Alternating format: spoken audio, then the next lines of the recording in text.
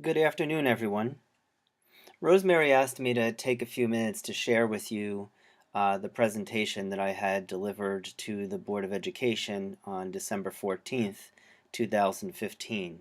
As you know, our staff meeting on January 15th is coming up, and part of that Professional Development Day will include some review on these score reports and how you can make the best use of them with parents, with your students, and just giving thought to your approach of what needs to be done between now and the end of the school year. So I'm going to just show you the PowerPoint, and also there's a little video embedded that I'll also show you. And the next time I see you, happy to discuss any questions you have about the presentation. So this presentation actually is linked to my portion of the school's website if you want to take a look at it. I'm just going to go through the slides, and even when I presented these slides to the Board of Education, I told them that I was going to kind of go quickly through these initial slides, again talking about the history of Park, New Jersey's role in it. And the reason I was going to go through this part rather quickly was because this was review, and this was, for you to peruse at your own leisure by looking through the PowerPoint on the website. So again, how are these tests different? Comparing the tests, the Park assessment to the New Jersey Asks that we've done. There's again a picture of a sample, and you have these links that I believe, yep, when you click on them, they are linked to the internet, so you could follow the links. And here are some more. One great development that I shared with the Board of Ed was that this year we don't have two testing windows, just one for each grade level. Again, talking about the technology of Park. And this is again sort of how the parent score reports were developed. We finally got the ISRs in December. Those are the individual score reports, which we have now, and which will be sent out on January 19th, strategically after our January 15th PD day, so that you can have, so that you'll know exactly how you want to present it to parents if they have questions for you. This score report is different in that there are 5 score levels, and I really like this a lot, and I think we should like this a lot. When you consider level 1 and level 2 indicates, partially met expectations or did not meet expectations. Level 3, you'll note when you look at some of the score reports, some of the level 3s are very close to level 4, and some are very close to level 2, but you wouldn't say that the folks in this range are, partially proficient, or failing. You would say that they're approaching proficiency.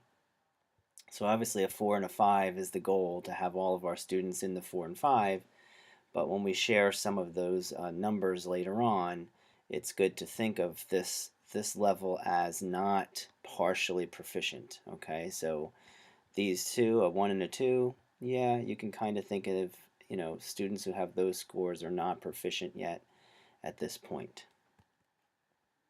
So again, talks about Park, context for Park.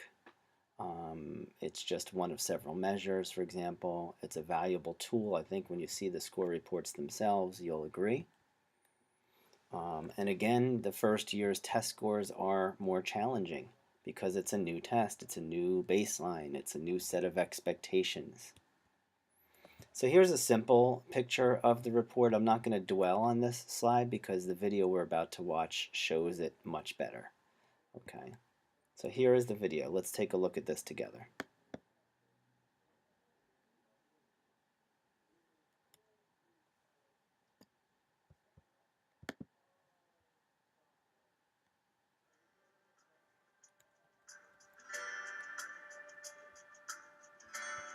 Soon you're going to receive reports showing how your child scored on the new state tests in English, language arts, and mathematics. The results for your child and your school probably look different than previous state tests because the tests are different. For some more rigorous and aligned to new learning standards your state developed to better prepare your child and all students for the next grade and success after school, in college, and careers. In addition to addressing fundamental skills and concepts, the test includes questions that evaluate vital skills your child is developing, like critical thinking, problem solving, and analytical writing, all important to your child's future success. Students can show their thinking and the steps they take to solve problems, which provides more detailed information to inform instruction. When you look at your child's score report, the first item you'll see is your child's overall performance on the English Language Arts or math test. There is a separate report for each subject. Your child's overall performance is reported two ways: a performance level score and a numerical score. You'll notice the scores are grouped into 5 performance levels. Educators have established these levels to mark the extent to which your child has acquired the knowledge and skills students are expected to learn in each grade. On the graphic, you will see where your child's score falls within this range. You and your child's teachers and school can use this information to make decisions about how to support your child and enhance instruction. If your child scores at level 1, 2, or 3, it means he or she has areas to focus on to strengthen his or her skills and to be better prepared for the next steps in their education. This first year, many students may score in this range as they become more familiar with the new standards and assessments. Students who achieve level 4 or 5 on the assessments demonstrate a stronger understanding of the grade level material and are well positioned for continued success in the next grade and toward college and career readiness by graduation. Compared to many previous state tests, scores may seem lower, but that's not because your child is learning less or falling behind. It's because he or she is being tested on new material that has been identified by educators, college faculty, and business leaders as essential for success in school.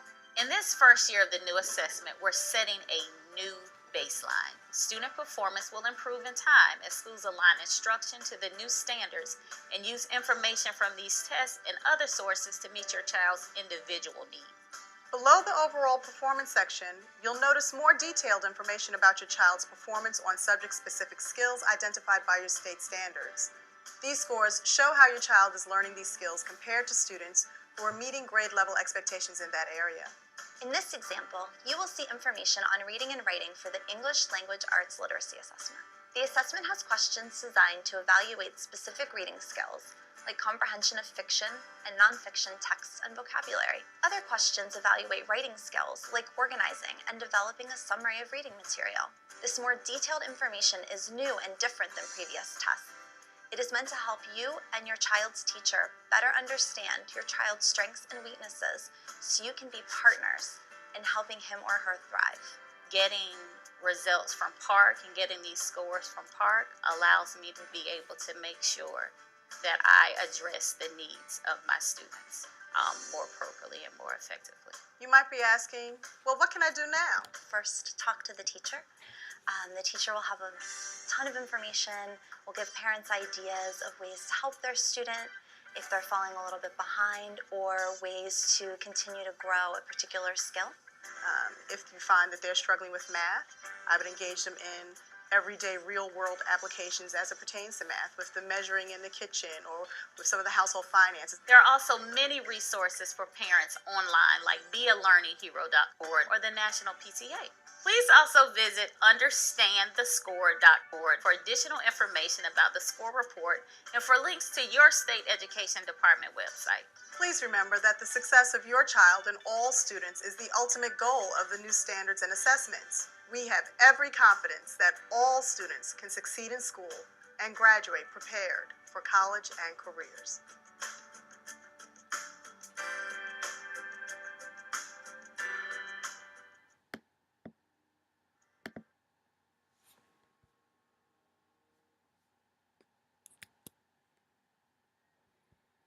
Okay, so take a look back at the PowerPoint, and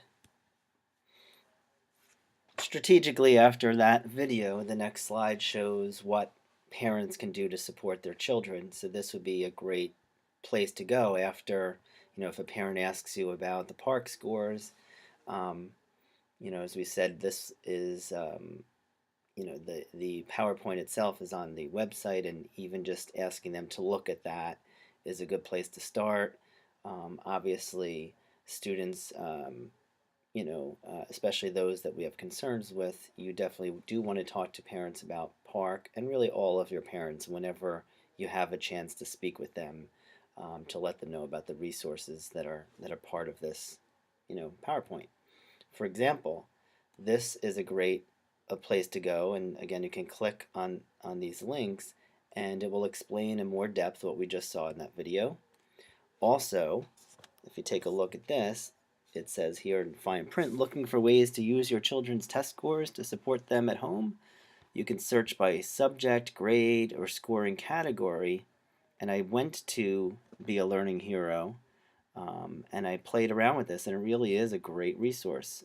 I think it's great for teachers too, because it helps the teacher even see, how can I have my students improve based on their specific, areas of strength and weakness. And this one as well. This is another one similar to the last page.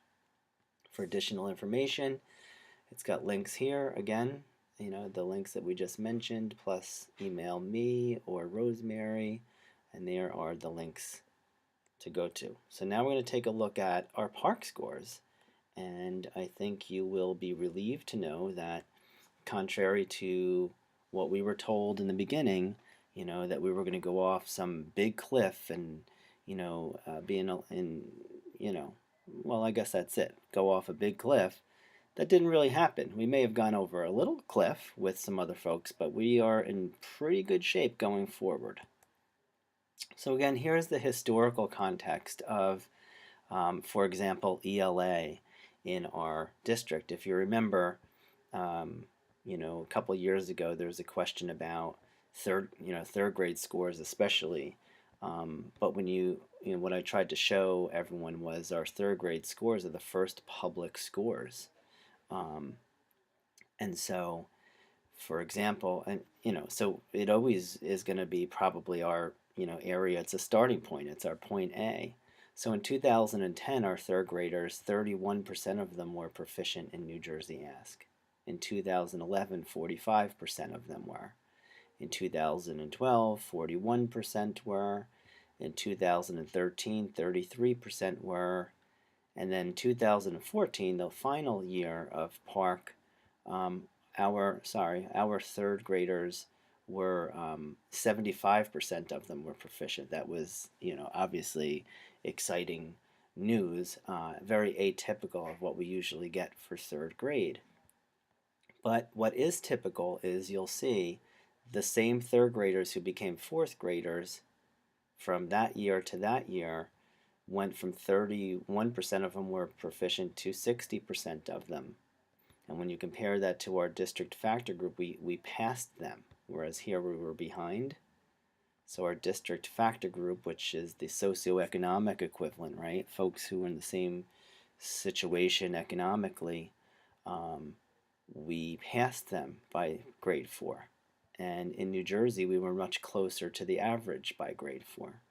And then grade 5, same group of students, again, now they're ahead of the district factor group and ahead of the state. And then same thing here as sixth graders, ahead of the district factor group, ahead of the state. And that trend is very typical at Highlands Elementary. Not that we don't want higher numbers here, we do. But no matter what the starting point is, we always show growth. So here, 45, took a dip there, but then again by fifth grade 50, which is pretty close to our district factor group, pretty close to the state, and by grade 6, tied with the district factor group and just behind the state.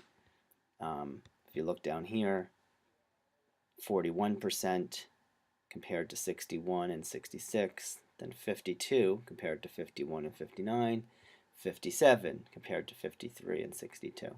And of course, these are the folks who in 6th grade last year took Park. So we'll see, how did this group do when in grade 5, 57% of them were proficient, meaning 43% of them were partially proficient. Okay, and then Park in grade 6. Same thing here. In 2013, the third graders, 33% were proficient compared to 59.8 for the state and 66, for the district factor, and then 66 for the state. In 2014, they went up to 56%, passing the district factor group and close to the state. These folks were 5th graders on Park last year. They are our current 6th graders this year.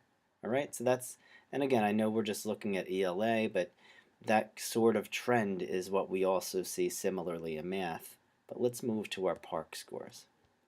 Oh yeah, I forgot, there's this slide as well. Those, let's go back up here. So you say, 6th grader 66.7, 59, if they're between 60 and 70% when they're leaving Highlands, by the time they leave Henry Hudson, these are our numbers in the past 6 years, or 5 years prior to Park. So students who come through our system, Highlands Elementary School, and then on up into Henry Hudson, do very well. If you remember, the past 2 years, Highlands Elementary School had 100%, they were in the 100th percentile for student growth in language arts. Okay, 2 years ago being 95th for the whole state. And then even, again, in 13-14, same thing, 100th percentile. Our school, more than any other school in our peer group, and that's the 30 schools in New Jersey that are most like ours, we do the best in terms of improvement by the time they leave 6th grade. So, grade 6, language arts literacy for Park. If you take a look, this first row is about how the nation did with Park. This row is how the state did with Park. And then these 2 rows are the same number because we are a one school district, so our district and our school score are the same. So if you take a look at this first slide, grade 6, Park, English Language Arts, our average score was 742 compared to 747 for the state, and we did better than the national average of Park, 740. Excuse me. When you look at our reading score, Highlands Elementary School scored a 48, whereas the state only scored 47 for grade 6, and nationally only a 46. So we did better in reading in grade 6 than the state and the nation. And in writing, we were close with grade 6. 31 was our score, the state was 35, and the nation was 32. Okay, so again, what do these colors mean?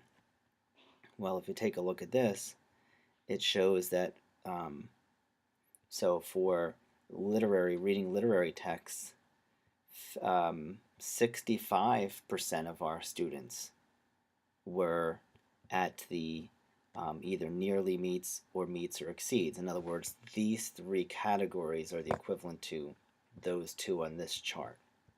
The below expectations are the orange and the darker orange. Did not yet meet, partially met, so those are the scores. And approaching, as we said, if it's approaching, meeting, or exceeding, then they would be in these 2 areas. Okay, let's take a look at the grade 5 language arts. Again, so grade 5 language arts, 735 versus 750 for the state, 741 for the nation. But you look at our reading, we're very close to the national average and close to the state average. With writing in grade 5, our average score was 30. For the nation, it was 32, and for the state, it was 35. So that's obviously an area we would like to look at. Here is grade 4 language arts literacy, and I'm going to go a little bit quickly through these now because there's a chart at the end. Here's grade 3. That shows this better than all these individual charts, which again, you can look at this online. It's the top link on my webpage, and you can see all of these district school-wide scores. So this is the summary of those scores. And again, what I'm writing here are those numbers, the approaching, meeting, or exceeding. In other words, these three categories: approaching, meeting, or exceeding. All right, so meaning that did not meet and partially met, those are below expectations. So how many did we have who were not below expectations? They were either nearly meeting, meeting, or exceeding expectations. That's what this chart shows. So, Park data, approaching, meeting, and exceeding expectations. For reading scores, grade 3. That's our average literary, information, and vocabulary.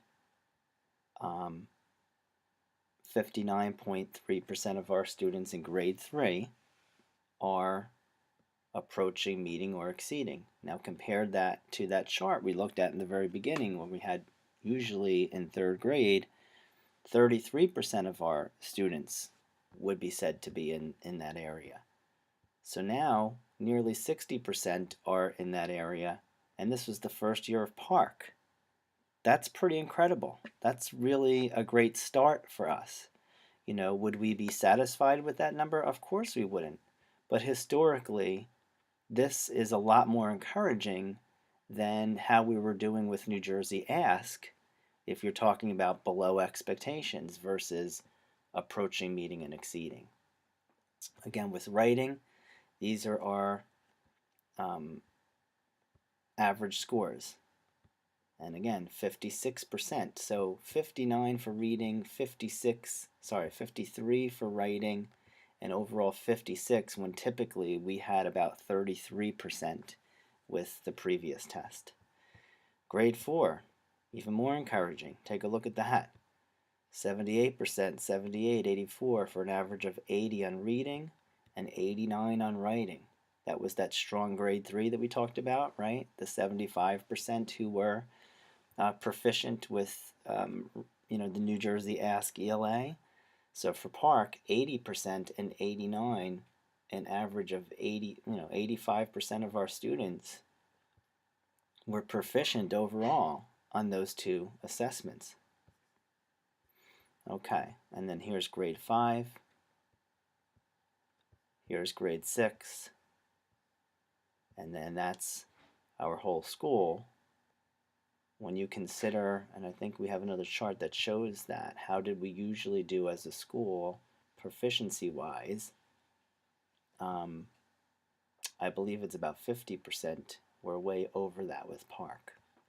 With math, this is alluding to major content for that grade level, supporting content, which is sometimes trickier because it's new learning, whereas major is typically something that's reviewed or is solidly connected to the standards on that grade level, whereas supporting sometimes is, and sometimes is a little bit about preparing for the next grade level.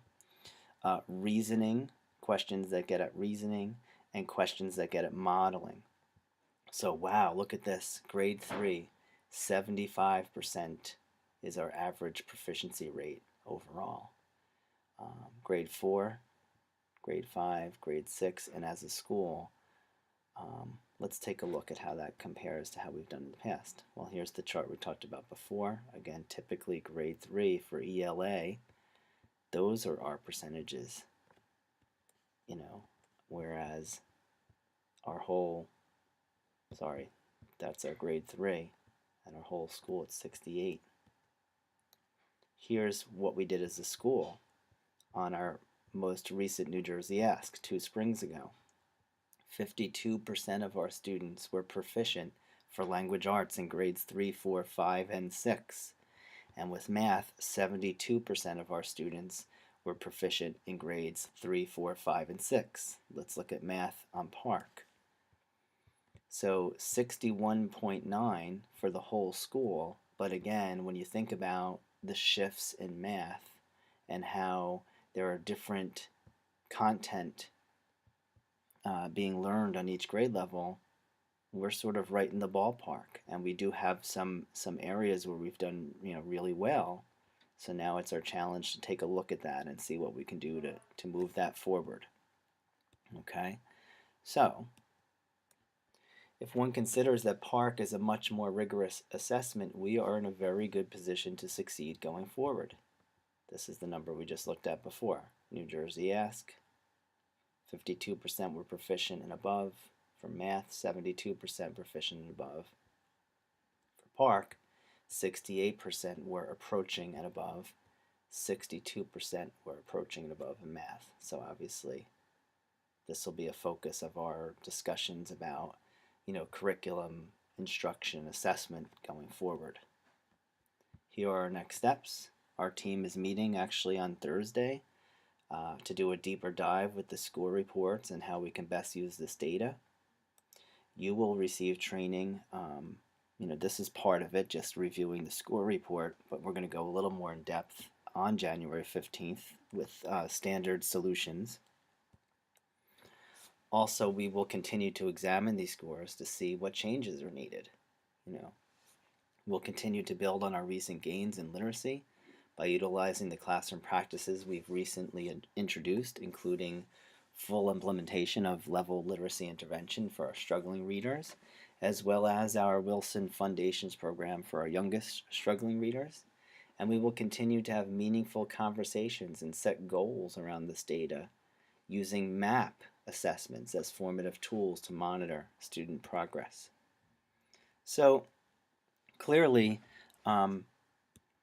there's work to be done, but the scary going over the cliff, oh my goodness, PARCC is coming, we did very well when you think about all the differences in the rigor and the different learning that's required, plus, different kind of an assessment. We never took a test on computer before in such a way.